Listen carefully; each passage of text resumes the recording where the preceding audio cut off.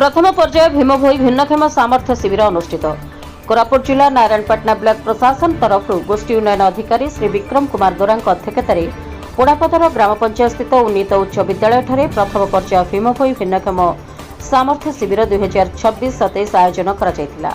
उक्त कार्यक्रम में ब्लॉक अध्यक्ष श्री गुलानी त्रिनाथ मुख्य अतिथि भाव जोगदेइथिबा बेले सम्मानित अतिथि भाव विधायक प्रतिनिधि श्रीमती रोजी कुमारी तुरुप, पोड़ापदर सरपंच श्री दया हबिका, बोरीगी सरपंच श्री सुरेन्द्र पांगी, पोड़ापदर समिति सभ्य श्री सना नाचिका, समस्त सुपरभाइजर, अन्यतम कांग्रेस युव सभापति रंजन हियाल, कांग्रेस मंडल सभापति सुरेन्द्र बेहरा, अंगनवाड़ी कर्मी, आशा कर्मी, विभागीय अधिकारी, शिक्षक शिक्षयित्री प्रमुख उपस्थित थिले।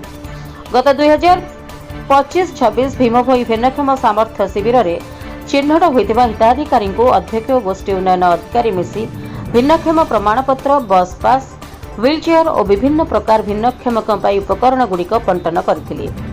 कोरापुटर विभिन्न प्रकार विशेषज्ञ डॉक्टर अर्थात चक्षु, आंठू, मानसिक भली समस्त प्रकार विशेषज्ञ डॉक्टर आसिथिले। पंजीकरण करथिबा विशेषज्ञ डॉक्टर माने पंजीकरण करथिबा हिताधिकारी देखिथिले।